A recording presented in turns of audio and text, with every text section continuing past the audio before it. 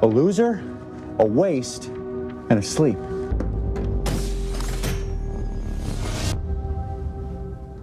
I guess I woke up. Let's talk about the fights in the 2024 movie Carry On and decide whether they're good or bad. Remember, no shaky cam, no quick edits to cover up actors who can't fight, and no guns allowed.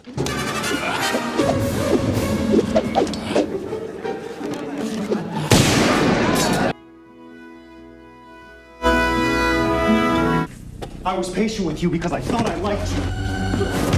Okay, so there are three key fights that frame this movie. One featuring our protagonist, Welsh actor Taran Edon, I said back away from the case, please. All right. and antagonist Jason Baitman. Here's some gum, you want it? What I love about this fight is that it's not just thrown into the movie for the purpose of entertainment. Speak up. It's beautifully framed by the back and forth dialogue that actually takes place 1 hour and almost 5 minutes before this fight takes place. And this is the first fight in the 2-hour movie. It's short and quick, and it's just two normal guys going at it. They're not performing incredible stunts, martial arts, or using weapons. As good as your life was never gonna get, Ethan, so this is gonna be a mercy kill. Well, maybe one weapon. I'm gonna call you sniper, and when I confirm Nora's okay, then I am walking you out to the police. But it's not used as a tool of aggression, it's used as a dialogue placeholder. This fight, without all the work that was done 1 hour beforehand, would have been pretty poor. But instead, this is actually a great little fight. What if I do none of that? Because the odds of you pulling that trigger. Let's do it your way. For context, Taran Egerton is 5'9" only, and Jason Bateman is nearly 60. So in reality, this fight is kinda silly. But as I said, with a dialogue that preempts this fight, it really has a huge impact. Do it. Because you're not in control, Ethan. You never will be. Clock's ticking, so go. Take the gun, maybe run. The second fight in the film, though, I'm really on the fence about because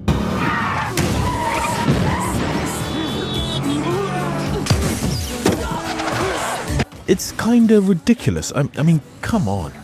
This car would have crashed ages ago, as well as caused countless deaths to other drivers, but it kind of pulls itself back together at the end.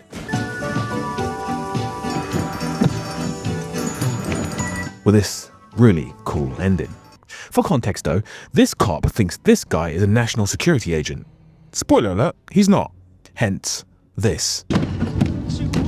Which is promptly stopped by this. And yes, that was a woman beating up a man, and yes, I'm okay with it, based on the fact they're both at a disadvantage in the car. So was this a good fight or a bad fight?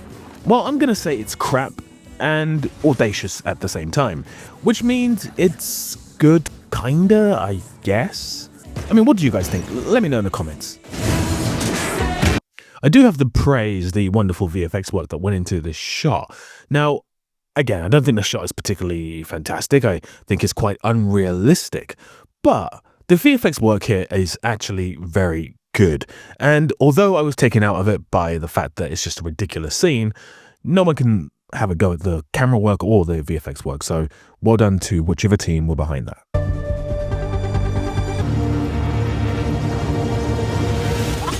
Okay, this is the last big fight in the film. It features our protagonist and another protagonist turned antagonist.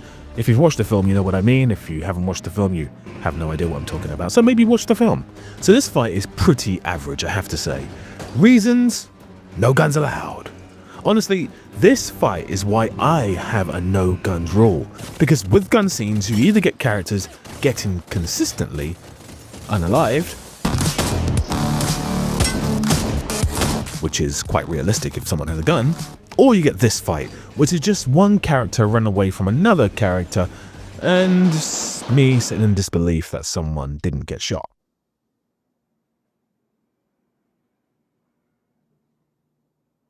Not a good fight at all. But I must say, this is not a bad movie at all. It uses dialogue and a lot of stakes to really hammer home its story. Director Jaime Collet Serra is a bit of a director for hire, with his frequent collaborations with Dwayne Johnson and Liam Neeson. And this movie kind of feels like a departure from his normal crap with those two actors. And as for Taran Egerton, he's an absolute legend. I can barely remember a film that I've seen him in that's been bad.